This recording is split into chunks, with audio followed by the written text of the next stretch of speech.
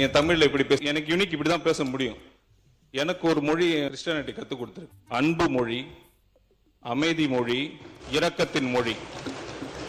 பாதி பேருக்கு எவ்வளவு தமிழ் படிச்சாலும் தெரியாது. நான் பைபிள படிச்சிருக்கேன். Born Christian.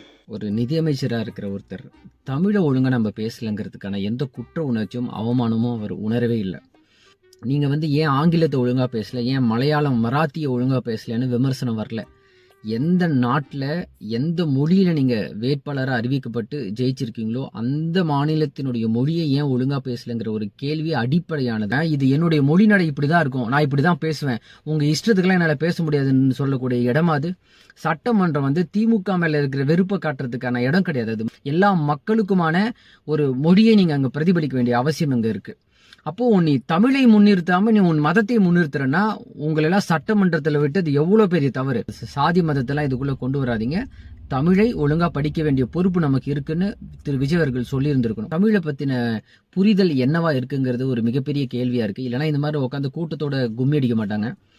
டிவிகேங்கிற கட்சி திமுக அதிமுகவுடைய நீட்சிங்கிறத இவங்க ஜெயிச்சு வராதுக்கு முன்னாடி இருந்து நான் சொல்லிட்டு இருக்கேன். ஏதோ ஒரு வகையில் அதை நிரூபிச்சுட்டே இருக்காங்க. திமுகவும் அதிமுகவையும் அரியணையில வச்சு அழகு பார்த்த இந்த தமிழக மக்கள் டிவிகேவை இன்னைக்கு ஜெயிக்க வச்சதுல எந்த ஆச்சரியமும் அதிர்ச்சியும் எனக்கு இல்லை. அதனுடைய நீட்சி இப்படிதான் இருக்கும். அவங்கள தேர்ந்தெடுத்த மக்கள் இவங்களாதான் தேர்ந்தெடுப்பாங்க.